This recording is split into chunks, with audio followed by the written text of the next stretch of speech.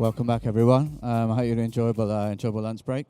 It's 2 o'clock now. This is going to be our affiliate compliance hour, I think. It's probably the best way to describe it. So kicking this off, we have Simon Dunne, who's Director of Acquisition Marketing for Broadway Gaming, and he's going to be talking about effing affiliates, a turbulent year in affiliate operator relations.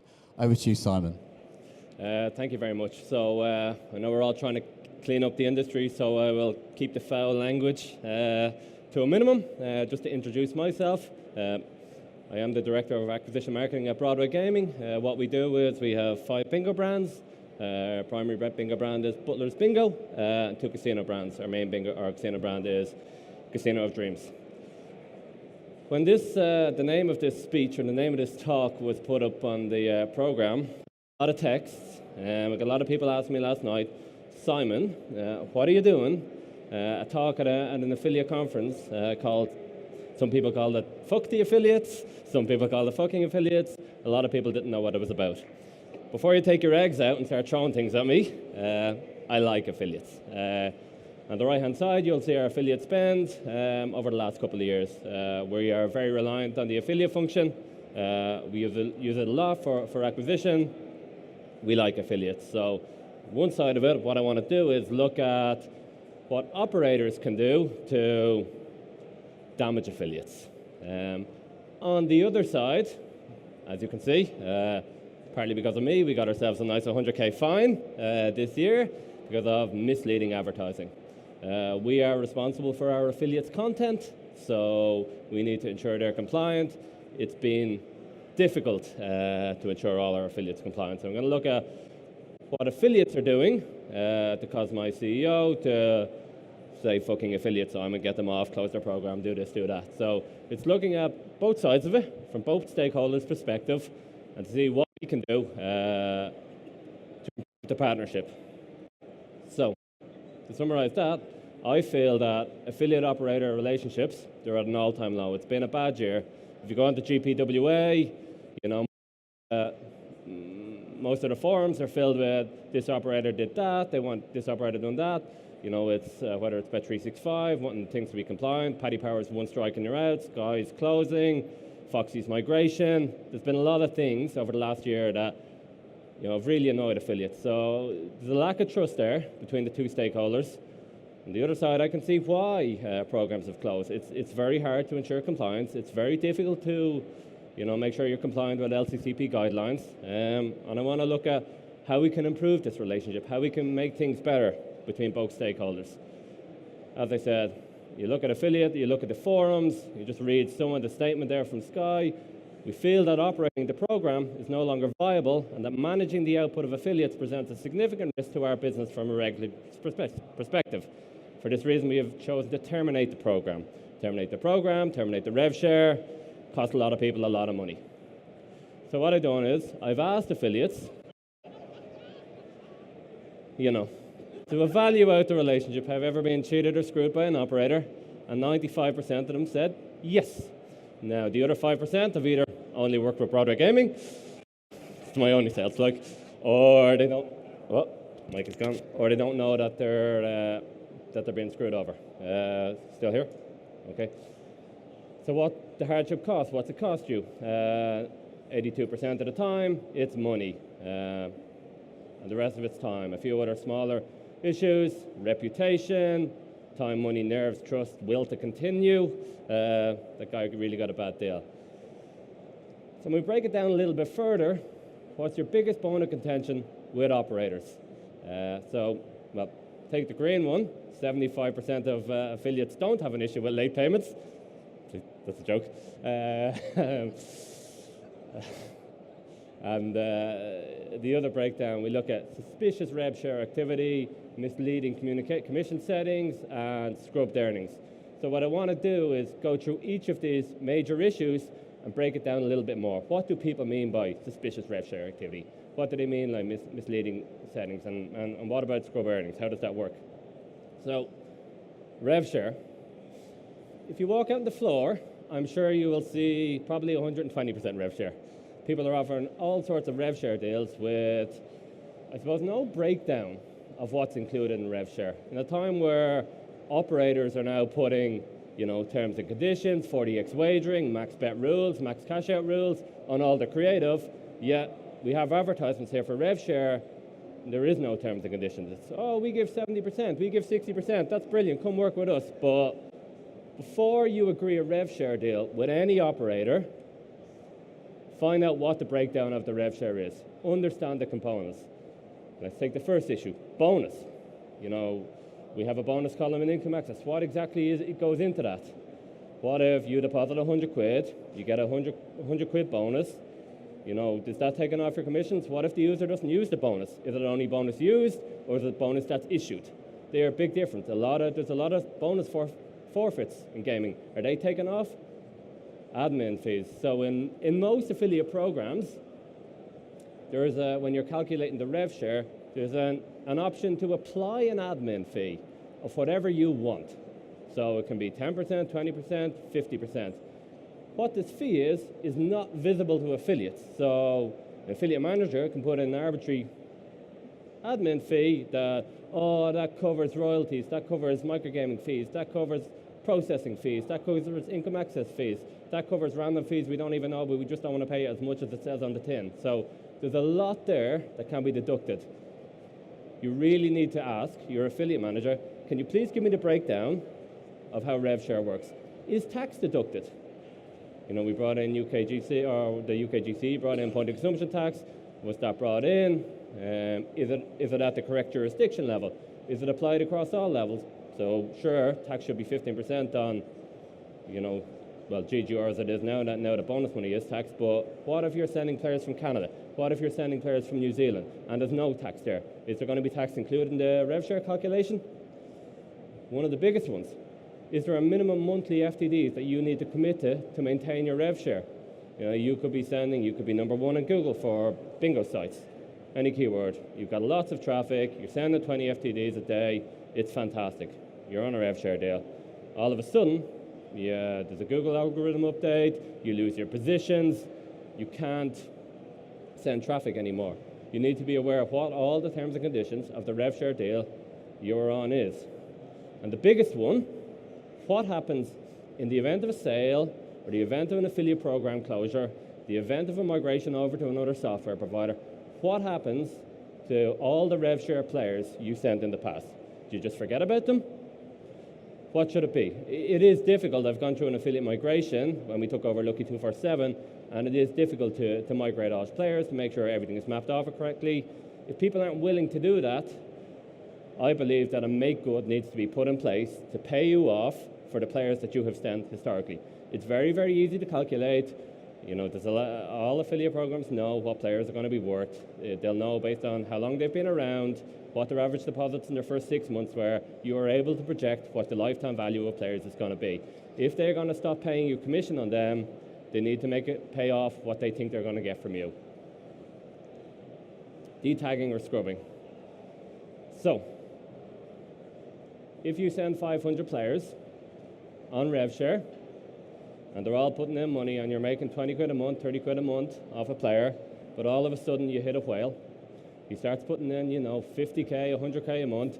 You're making 30 or 40 quid, 30 or 40 grand in rev share every month. Well, the affiliate manager isn't really getting anything extra for that.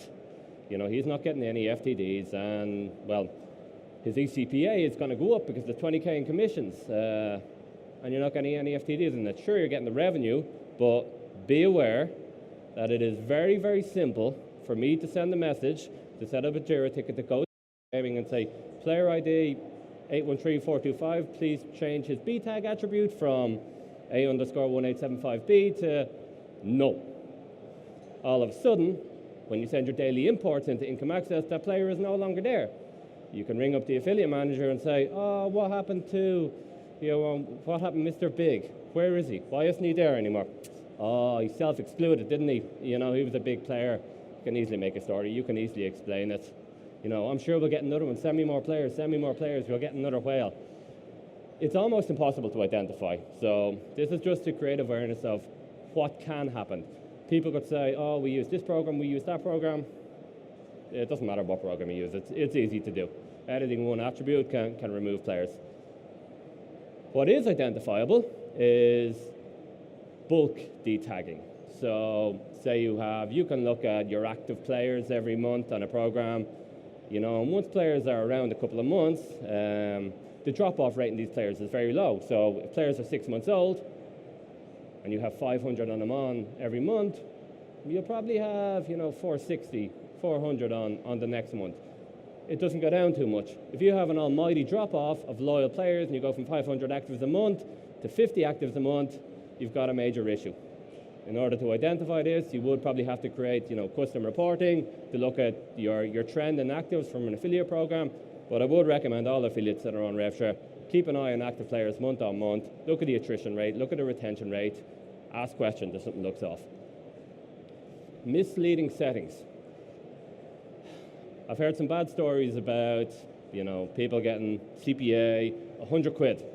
100 quid CPA, you start looking at conversions, you go, oh, brilliant, I've had 200 FTDs.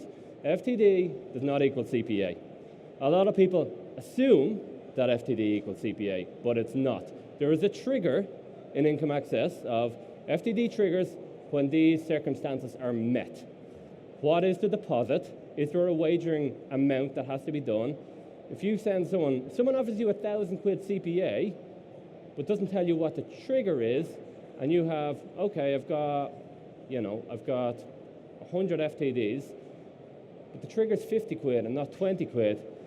In casino, probably 60% of people will not go over that amount.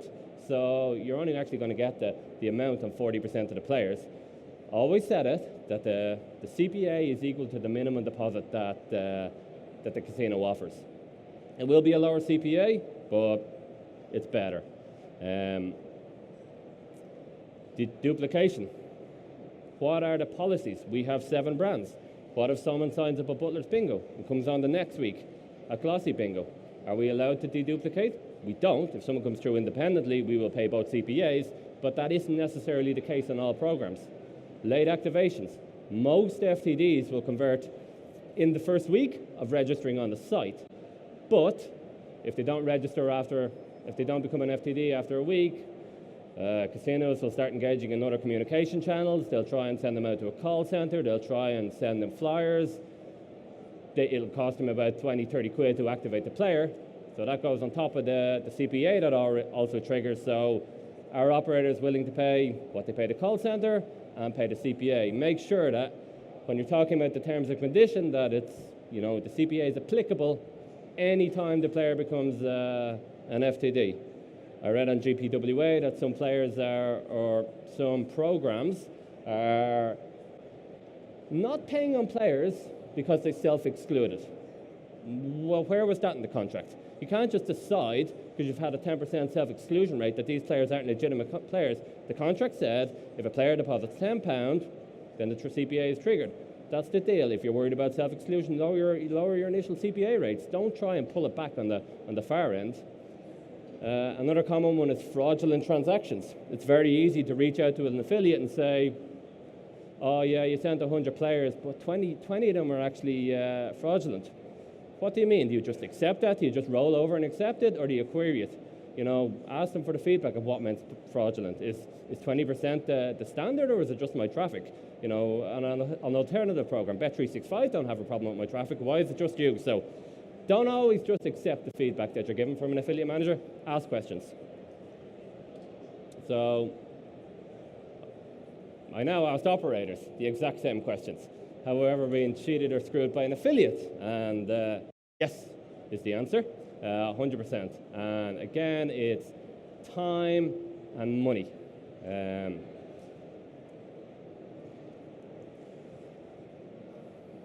The biggest bone of contention with affiliates. What affiliates do to piss off operators.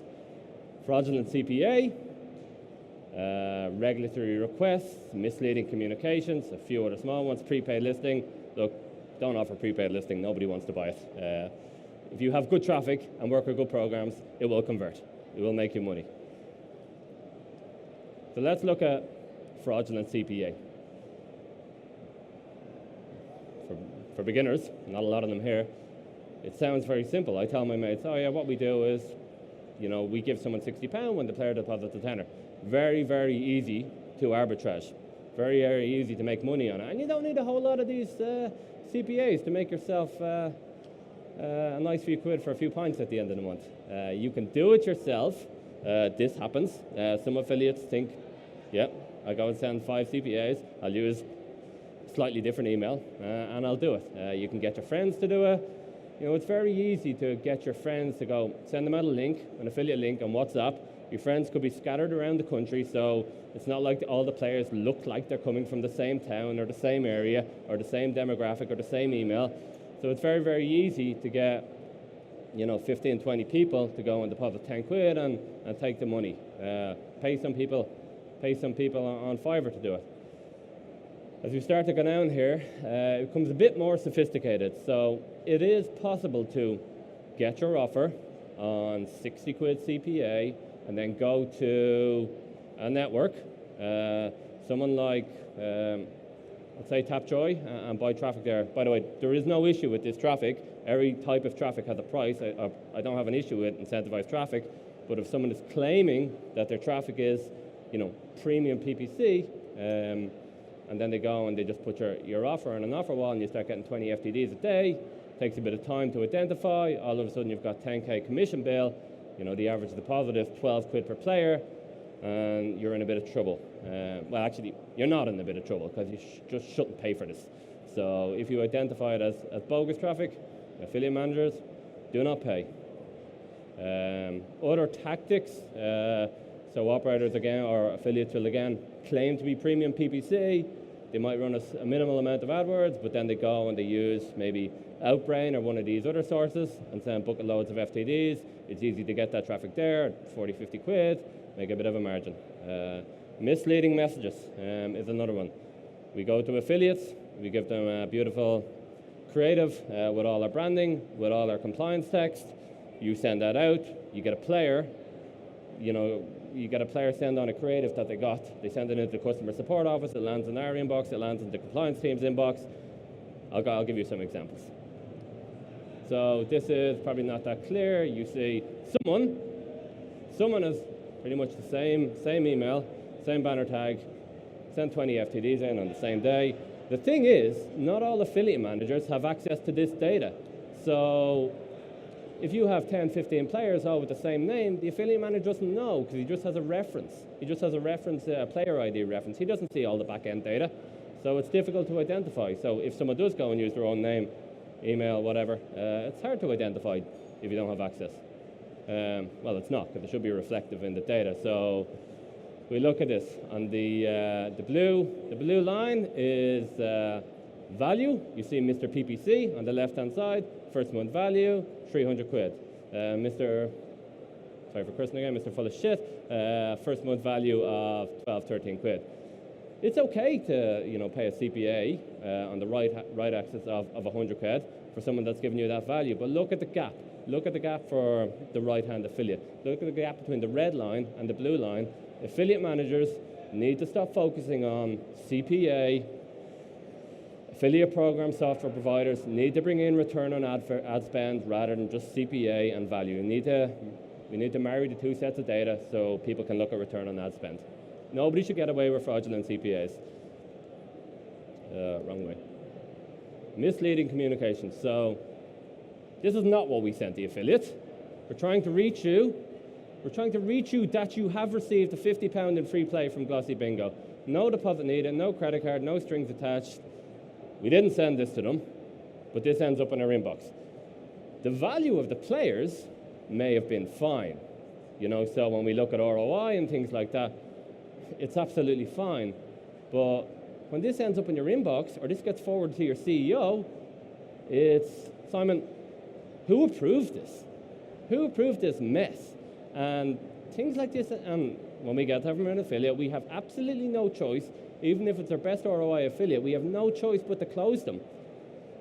When you use networks and things like this becomes more common. So to me, it's absolutely no surprise that affiliate programs such as Sky, when they say they can't control the output of affiliates, that they're closing down programs. Imagine this ends up in the inbox of someone at UKGC. We are absolutely screwed. So it's for these reasons that affiliates are engaging in these tactics that programs are closing down. They need to only work with people they can truly trust. I mean, there's a bit of a gap between what operators think is compliant and what affiliates think is compliant. I asked operators, are all your affiliates complying with cap code? 68% of them say no. And then I ask affiliates, have you ensured all your web properties comply with cap code? That all advertisers govern? 85% yes. So why is there such a gap? Well, firstly, the regulations are very subjective. What compliance means, you know, we have arguments internally about what compliant means, but there's too much of a gap here.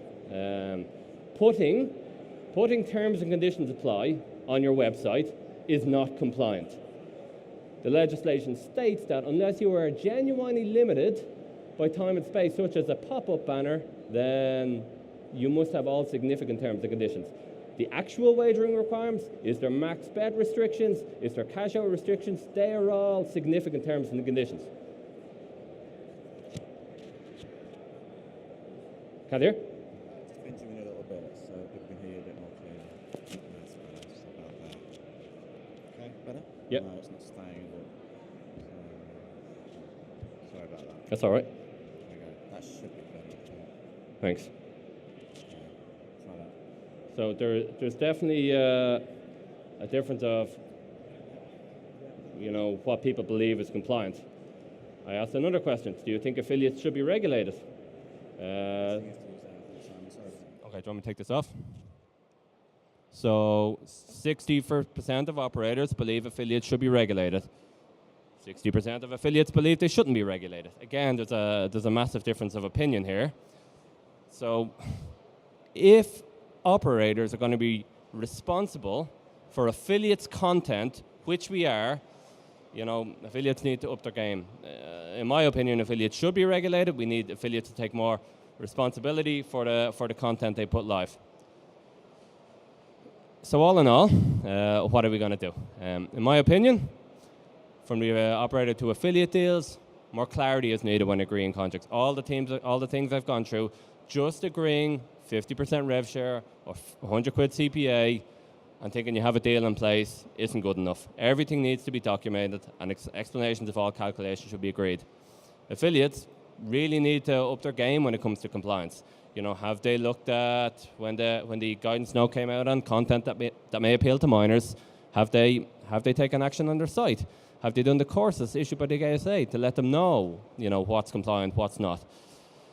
When we have issues, when we have cases where affiliates, you know, feel they've hard done by, I don't think the should be taken out in GPWA and a row breaks out there. I think if you can set up an arbitration panel, you know, and present the facts from both sides, decisions can be made. And I think there's enough people that know how things work here to decide whether something is bullshit or not, or something should be paid or not. And I think those who, you know, who break the code, those who, you know, are found to be sending dodgy CPAs, those that are found to be screwing affiliates, need to be punished.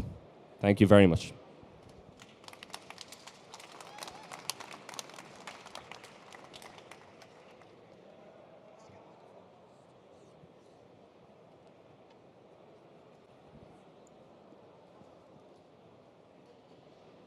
Right, do we have any questions for Simon at all? Okay. All right. Okay.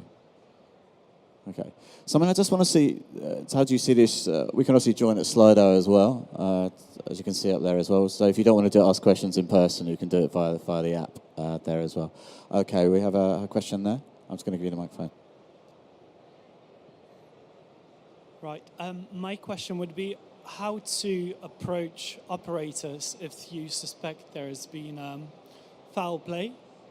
I signed up to with the operator to a £200 CPA, and after a year, I was informed how many new people I brought in. But when they graded me, they gave me 9.7, and I said I had to reach 10 before they could pay out the money. And it's just 0.3, and it's just, I tried to look into terms and conditions, but I didn't find nothing about gradings and... That's the thing. I mean, the contracts at the moment, you know, they're standard contracts. There's absolutely nothing in place at the moment for operators just deciding that they don't want to pay affiliates anymore. So I think, you need to maybe send in your own IO or whatever it is, that you got to get what the exact deal is before you do it. When people start bringing out these terms after all the traffic has been sent, that's where the problem lies. As I said, I think there needs to be some sort of panel to decide what to do with these cases, because an operator can change the terms and conditions of the program whenever they want at the moment. Because especially when I did try to question them, at midnight, about an hour later, I didn't think it was directly my line of kind of affiliate manager, but replied me literally an A4 size email and kind of with very unprofessional language.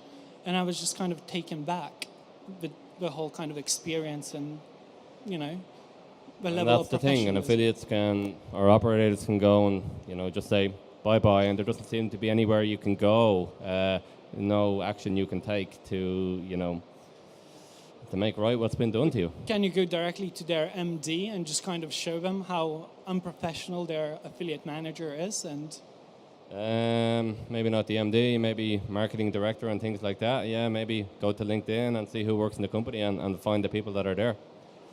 Yeah, see, if you're not happy with the service you're getting from your affiliate manager, the obvious thing is to go up the food chain and see who's next to speak to. But the problem is at the moment is, you've seen programs closing, and because they had it in their terms and conditions that they can change their terms and conditions at any time, and no action seems to be taken. There's thousands and thousands of players who are on rev share deals who, it's just been a black line is but through that, and nobody seems to, some affiliates can go and they can fight their case. You got to fight. You can't just lie down and take it. You got to fight. But some affiliates will go to marketing directors and things like that and explain, this is what you've done. You need to make this right. But there is no contract in place that you can say, this is what you need to do. That's why I think initially the contracts need to be better now, because there's so much has happened this year. There's been so many program closures, so much of that going on that everybody needs to look at how to do business together. There needs to be better contracts in place. Hi, you mentioned outbound traffic Yes. in a negative way. Say again? Was that in a negative way? No, but I'm claiming that if you're saying you're a PPC affiliate, so it's in my opinion that PPC traffic for premium keywords such as casino, online casino, there's going to be a certain value. Outbound is good, but don't say you're PPC, don't say you're premium PPC and then start sending native traffic, because it's not as good. So don't get your CPA from one source and send traffic from another one, is what I'm saying. That just be clear what your traffic is. Don't say it's one thing and then send traffic another way. Sure. I mean, all these Thank things you. are fine. Having triggers at 20 quid CPA or 50 quid CPA, it's fine if it's agreed. But the problem is when, you don't tell them and people say, oh yeah, 500 quid FTD or CPA, and then, but notice none of the CPAs are triggering, and it's only after you've sent 100 players that you realize, oh shit, I'm only getting 30% of the revenue I was promised.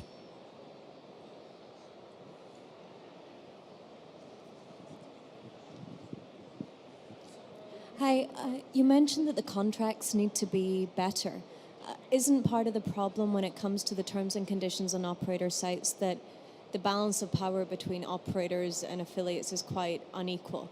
I mean, when it comes to size and revenue, operators are that they have these terms and conditions in their favor for a reason. Why would they want to sign a contract that changes that? They should. I mean, why would they? I don't know what affiliates can do, but the contracts at the moment, none of this stuff is documented. Not that I'm aware of. None of this stuff is documented, and I don't even know if affiliates. Why I've done the talk is, are affiliates aware of all this stuff that can happen in the background? That's why I want people to start asking questions of operators. How is rev share calculated? What's the triggers for CPA? Before you agree something, it shouldn't be difficult to say, look, tell me all the terms. This is what I want them to be. When you sign that, or when we agree these terms, that's when we start working together. Not agree a deal when you're here and then just sign up and get banners and then you're away. It needs to be much more documented, and there needs to be a lot more info in the documentation. It's before you start working, you got to agree these things. Hiya, Hi, Vicky from Zoe's Bingo. I know. Hiya. Since all this shit, well, I'm not going to mince my words, since Your all this language, shit Vicky. started happening, right, have affiliates become more professional? Like, because for me, I've been in this, 10 years, and I've only ever had one affiliate who just happens to be sitting right next to us, who've ever done IOs.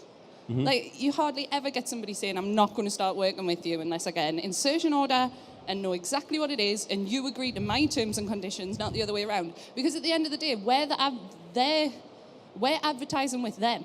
Like, they should be, so it should be like any other transaction, so we deal with Google in a professional way, just because they're affiliates, and it used to be really nice and matey, and like, if I do this, or I know him, I've known him for years, it's great.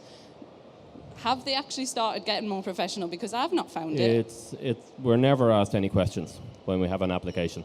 New affiliates now, they never ask us any questions. Affiliates are becoming more professional now. There's a lot more engagement on the compliance side of things. That's where affiliates are becoming more professional. But in terms of the contracts that they agree, absolutely not. I've never, one or two people, maybe Trevor back in the day, asked about the rev share calculation. But other than that, I'm seldom asked. Yes. Yes. Well, people don't know the things that can happen, so they just assume. It's an assumption that CPA is equal FTD, but it's not. But people need to know. Right, I think we have time for one more. I'm sure Simon can hang around at the back end if you've got any more questions for him once we finish. But I'm just going to do one more question from the floor and then bring things to a close. Hi, Simon. Oded? We work with you guys. First of all, could you increase our CPA to £150 CPA? Yes, triggers 100 quid. Okay, that's not good. So for us, as an affiliate, I think the biggest thing over the last 12 years has been that every affiliate program would tell you that if you send them a player via RevShare, not CPA, just RevShare, and then they cross-market it to another one of their brands, that you're going to get credit for it. In my 12 years experience, I've never seen a cross-marketed player with any of the 150 affiliate programs that I've probably worked with. Obviously, with today's time and competition becoming more increasing and sort of carnage breaking out in terms of squeezing the most out of players, what can you as an operator do to ensure and to show that to an affiliate that if they are bringing a player via RevShare and that you're cross-marketing them, that they're actually going to get credit for it? Sorry, tough question. It's a long question. I mean, we're not gonna tell affiliates what we're doing from a CRM campaign. I need to think about that. I can't answer. You've been working on that question all week. Do you wish you would have given me the 150 CPA and we would have ended it there? Yeah. Okay. Thank you. I'll talk to you speak after. to you later. I'll talk to you after. We're out of time. Sorry. Okay. Thanks.